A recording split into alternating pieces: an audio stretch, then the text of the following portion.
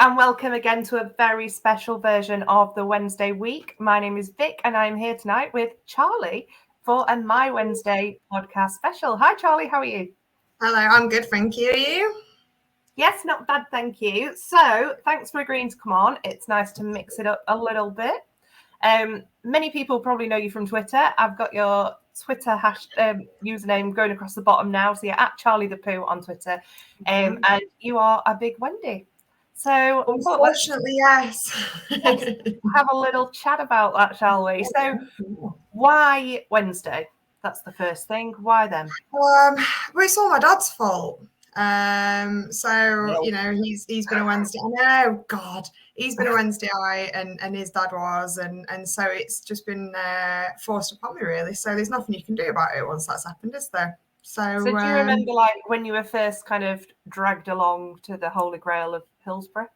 Yeah, it was. Well, it was great because it was like it must have been. It was either a cup game or like a friendly or something, and we were playing some really random team, and so we won like 4-0.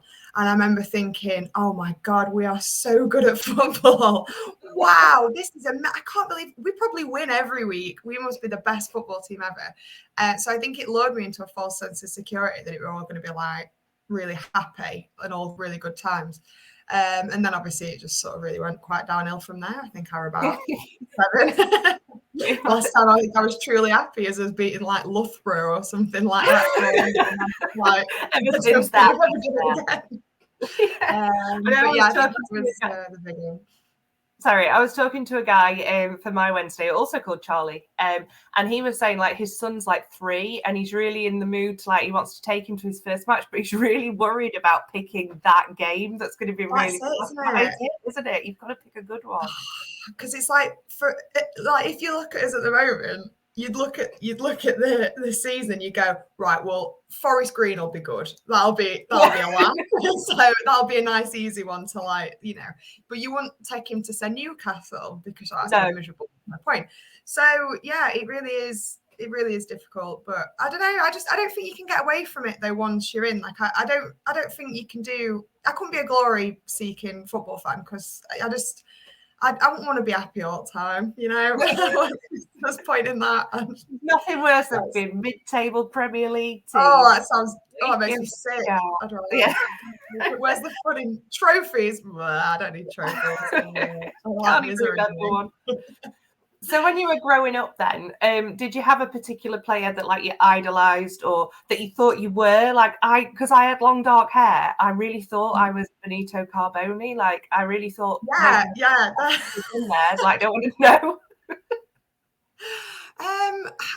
I'm going to be honest, I was very fickle with my favourites, and a lot of it was usually who had the best song. Like if you had a really good chant, then I was like, yeah, it's you. But I were a big Steve McLean fan.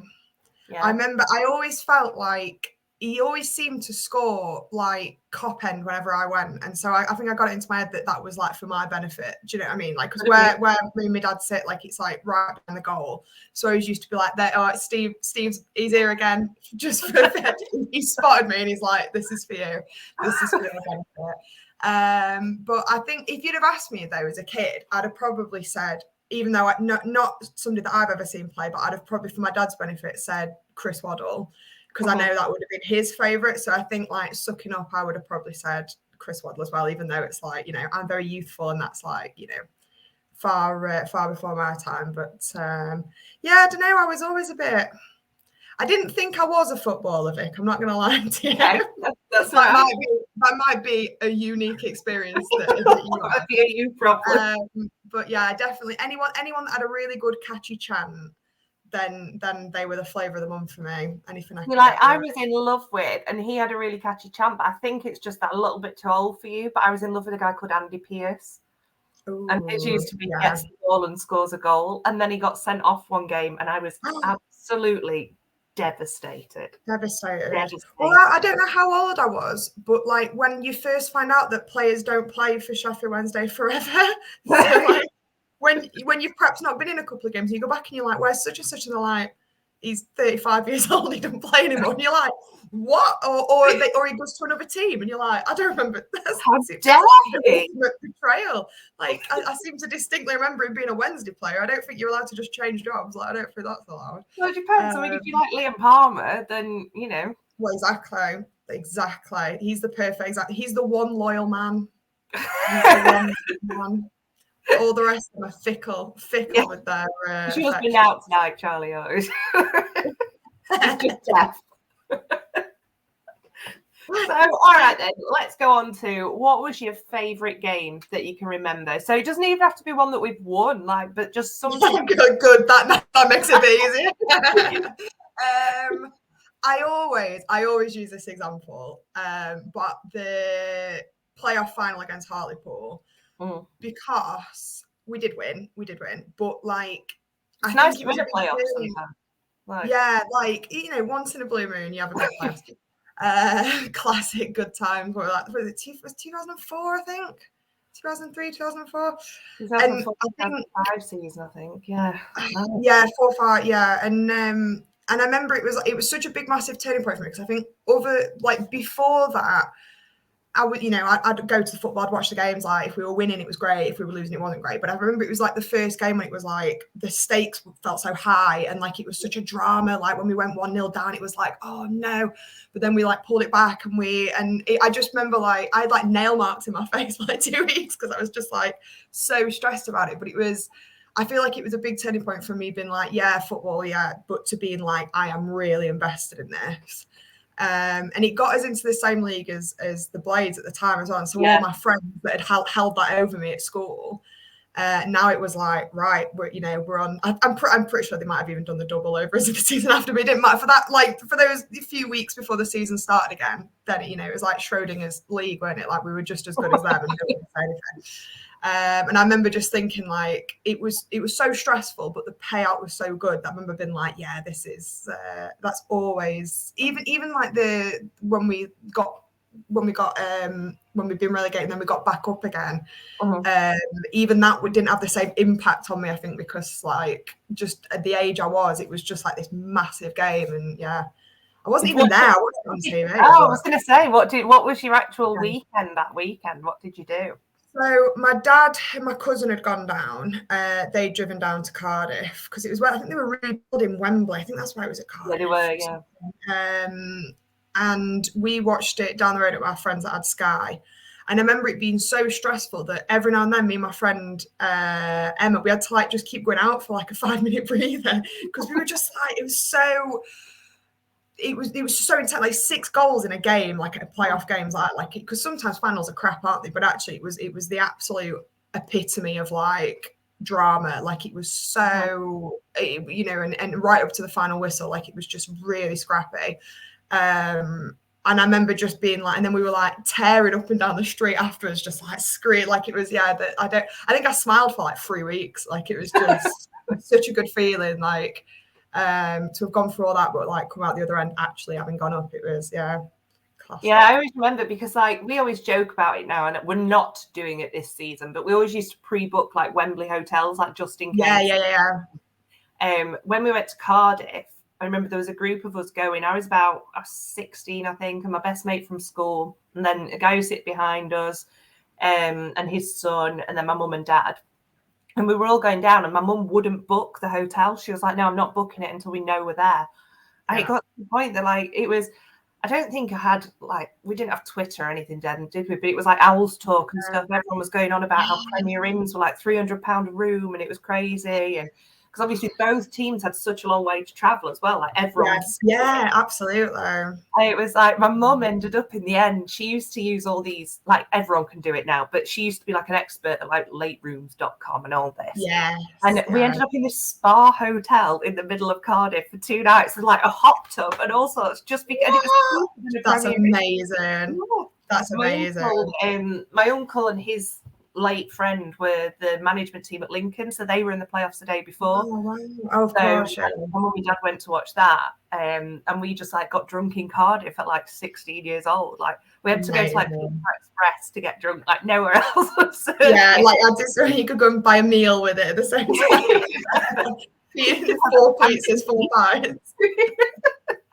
I know, it was just like, it did feel huge. Like it felt like a massive, like there was no guarantee that we were going to win. There was no guarantee they were going to win. Like it was really even playing. Like the whole game was like, it was like if you were going to make a film of a football match of a playoff final, it had all that. It was like Rocky, like he's on the ropes. Oh, is he going to make it?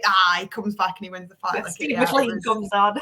Steve McLean, and I was like, I'm not even there, and he's doing it. Like he sensed I was watching. That celebration.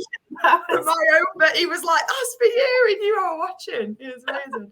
Yeah, that's always my example, which goes to show just how much I've got to talk about since then. But it's always like, stuck with me as like a massive. I think I was hooked then. Have you ever watched it? I have. I've watched it, but I always tend to like watch the abridged version. You know, where it's like they got like a couple of goals, but then we scored our 4, and then you just focus on us lifting the trophy and stuff.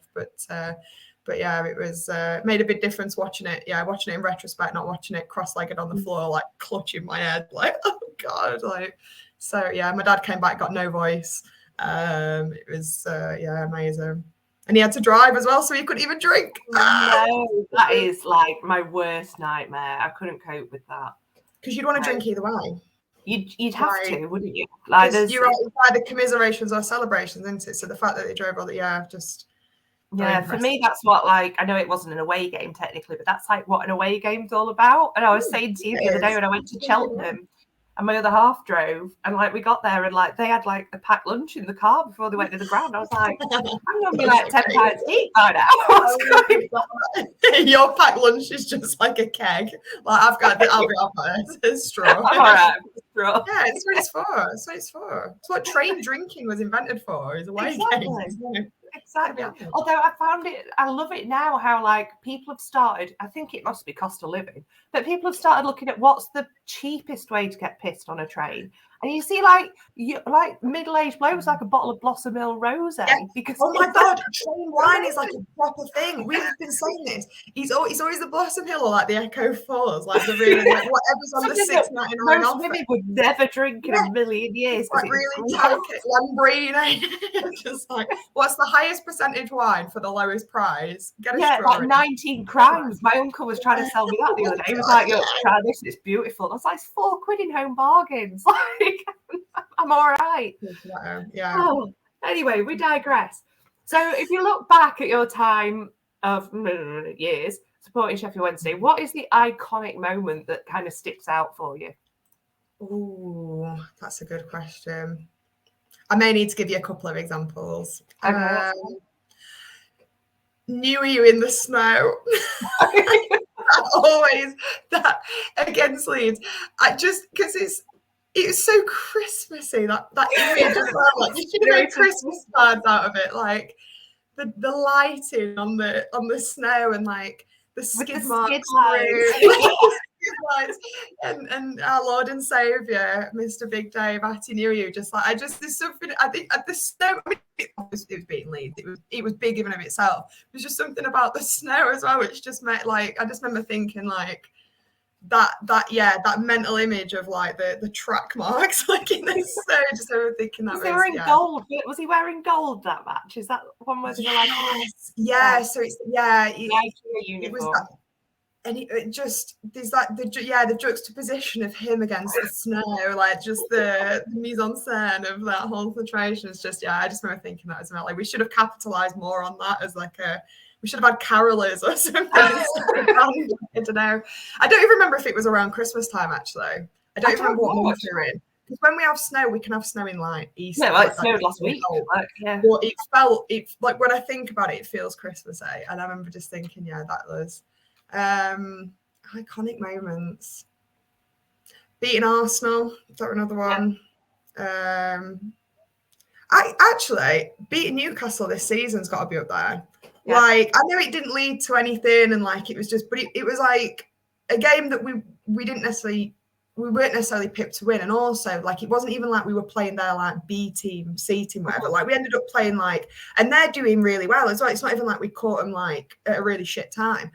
And we just played so well. And it was like, oh my God, we're actually like, we got a goal up and then they got one back and it was like, yeah, fair enough, never mind. Ooh, got ahead of ourselves. And it was like, no, like smashing up. And it was just like, I don't know, it felt like a really good summary of the season, like up till maybe recently, but like it felt like a really good summary of like the season. Like we are actually, you know, we're doing something good. And like it just, yeah, I remember just thinking like, I'm going to really remember us beating Newcastle. Like, yeah.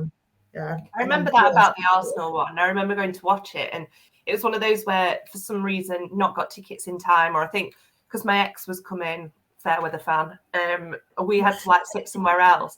And I remember when Giroud like had a shot on goal or something, this guy in front of us was so desperate to be mean to Giroud, and he just like stood up. He was like, "Ah, you ugly bastard!"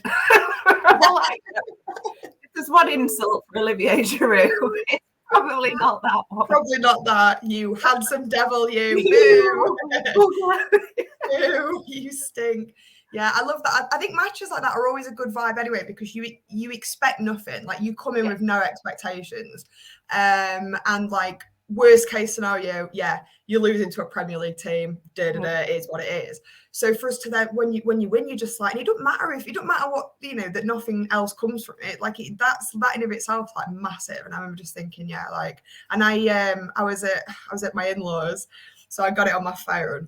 And I was trying to be like, so I got like one eye on it effectively, because I was just like, what are we 3-0 down already? Kind of getting battered. And then the better we were doing, I was like getting more and more antisocial. And by the end of it, all his family were like stood around me, like honorary Wednesday fans, like, come on, the boys. And I was just like, it was amazing.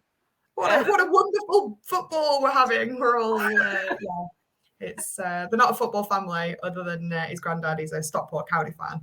So, but that's fine. They get to be honorary Wednesday fans. You're either a fan of another team, or you can be an honorary Wednesday fan. They're your choices. So, and that gives you a lot more leeway when little ones come along, I guess, as well. That you get to just say, exactly. Yeah.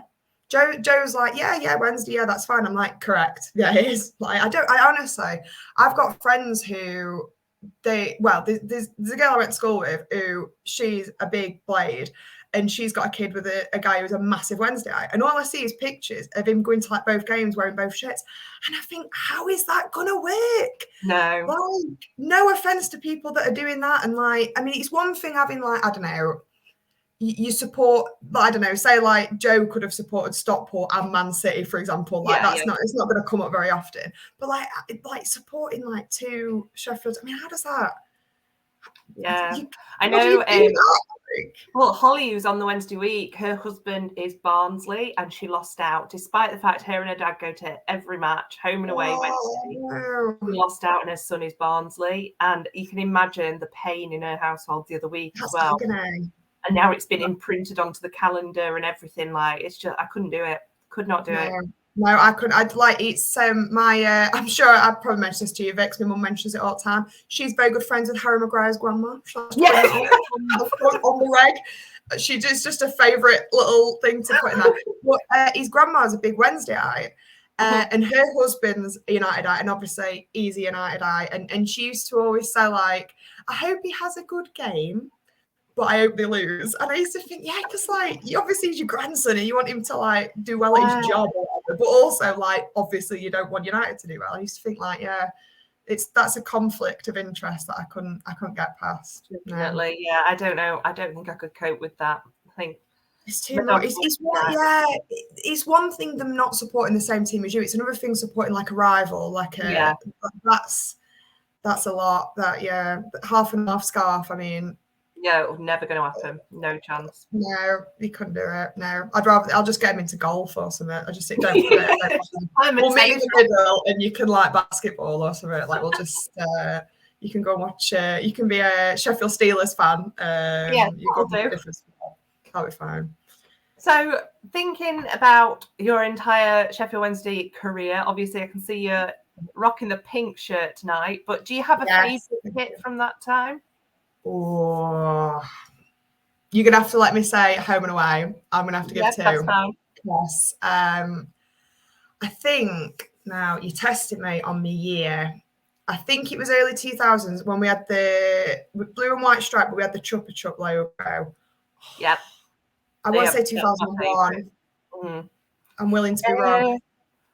Maybe it was a bit later than Maybe that. a bit later, I'm not sure. Yeah, but it was around then. Yeah, it I was just quite remember a one, wasn't it? Yeah, and and I remember like that yellow as well. That like I don't know what you call like that buttercup yellow looked banging. And also, I used to think it was mint that we were sponsored by Lollipops. I used to think that's like, oh, that's a great sponsor. Like being sponsored by food is just like a really good way to go. But yeah, just look that yellow on there. But also the 90s, the 95, the Sanderson away one we had with the yellow, but with like the stripes. Yes, yeah. You know which one I mean? I mean, to be honest, all our yellow kits are Was like, it the yellow with the purple stripes though? Because that was quite rare. That was only around for about a year. Well, yeah, you only ever see them on eBay for like 400 quid. You're just like, maybe if I didn't have bills to pay, I'd just buy that instead. I don't know. I think it was like thinner stripes on it. I did like the one with the purple on it. I think we had that quite a similar design for like most of like the mid-90s though. Yeah. But I always like us with the yellow away kit. Like the away kit we've got now, it's like the fastest I think I've ever bought a shirt. Like I just it's think very much so style, good. Isn't it? It looks like that particular yellow. Yeah, I love a yellow kit. So I think I'd have to. Yeah, I think the 90s and the early 2000s was a good era of shirt. We made shirts to last as well. They were always like quite dense. Loads. Like I don't know why I've still got them all. Obviously, like you do get the odd one from the terrace store now. Like I rebought. My favourite away shirt was the Dippy AD. Again, it was the long dark hair. I kind of morphed.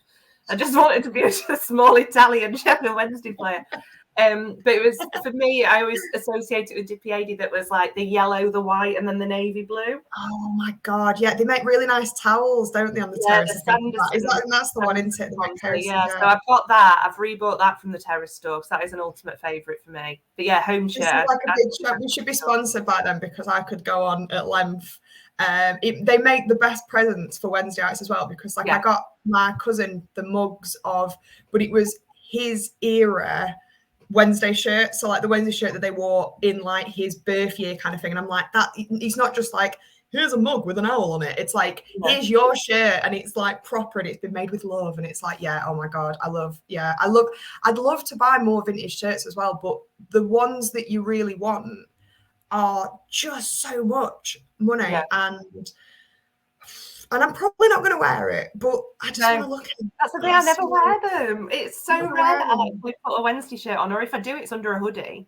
I feel like I've always got my shirt on, but you are always in a Wednesday shirt. I'm always in a Wednesday shirt, but if I bought like a proper vintage, like £200, I'm gonna like eat in it or breathe near it. Like it's gonna be put behind glass and like, you know, just looked at. It's like it's for looking at. No, couldn't have the dog sit on me while I'm wearing my £200 Sanderson. No. Like it's me Kevin Pressman shirt or something, just like get away from me. Like it's just not gonna happen. So yeah, I don't know. But I think the terrace is meeting in the middle because you're getting all the vibes, but the price is right. It's not. I'm not bankrupting myself buying. No, that is quite true. Worn 90s shirt. So as we are recording now, we're in the middle of April. Just in case Holly, who I mentioned earlier, who's married to the Barnsley fan, they recorded one the other week about how great we were, and it went out a couple of days later, and we weren't so great. So just to put that preface out there, you know, this is the middle of April. Don't know when this will go live, but anything could happen. Well, as it stands, we're all right at the minute. We've kind of as long as we win every single game, then we're fine, aren't we? So it's fine. That's not much to ask. You know, if you just said that 7 months ago, I'll have that. Just do it. It's fine. So what do you think? What's that sort of your cautious guess, and what's your realistic sort of, or what's your excitement? What do you want? What would be the dream? I still think we could go up top, and I think the difference between us going up first and going up second, I think, is going to be injuries. I really do think that depending on who comes back when, and where we need to pick up those key points, I think we'll get second. I don't think it's about us. I think it's about Ipswich and Plymouth, and I can't see Ipswich going off the rails as much as I could see Plymouth doing it. But I think the chances of both of them being sensational and us also falling off, I think less likely. I like to think we might have had our blip. Yeah, I think we've had our blip. I hope so. It's anyway. hard because the blips come at a weird time, and it's games we should have won. So it does, like, had we had this blip earlier in the season, or like when we lost against Barnes, it was like, yeah, that's fine because that was nailed on, like, bothered. But because we had the blip over games we should have won, that's put the fear in me, because I'm a bit like, oh no, anything could happen. But I just think we looked great on Easter Monday. I still think we could go up as champions. I still think we've got the potential to do that, but I do think a lot of that's going to be injuries. So you think we could go up as champions, and your cautious guess is second place? I can't see both Ipswich and Plymouth having totally faultless runs between now and then. The big thing I think for us, though, that could do is where Derby will be on that last match of the season. Because if they're scrapping to get into sixth place, they're going to play like which at the moment they're back down in seventh again. Exactly. So I think they could, if they've not secured a playoff spot, that's going to be a great game for us. And if we need 3 points, if we're like 3 points to stay, do you know what I mean? Like if we need a win to stay in the top two, that game's going to be brutal. And I don't want us to have to think about that. Whereas if they're all right, and maybe we're all right, and then maybe, I don't know, randomly Ipswich and Plymouth don't win any games between now and then, and I don't know, and then win the lottery and pigs fly, and I don't know. Can you really have a season where you go that long unbeaten and then you come third, or less? Like, can that happen? Does it have to happen? I would say no. But I would say it could only happen to Sheffield Wednesday. So Sheffield Wednesday, exactly. This is what people don't understand about being an English football fan. Is the trauma. Like, other fans of other sports will be like, do you remember when we won the cup? Do you remember when we didn't? Whereas we're like, do you remember that 73rd minute yellow card in 2001? Like, you hold on to these things, right? So I will. Like, if we don't go up this season, my kids are going to inherit that trauma of me being like, oh, well, in 2023, we had a record-breaking season. And we did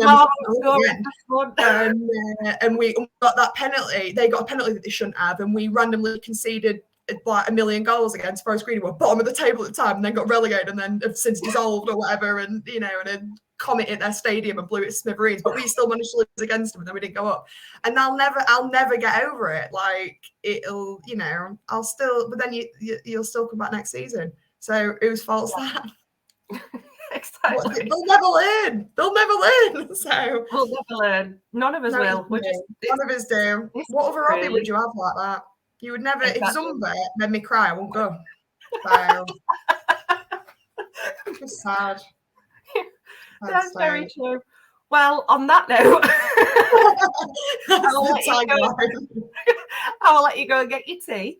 But I'll go on the tea. Thank you. Because obviously, like I said, if anyone wants to follow you on Twitter, it's @_CharlieThePoo. If you want to get involved with My Wednesday, you can tweet us at TWWcast. Thank you very much.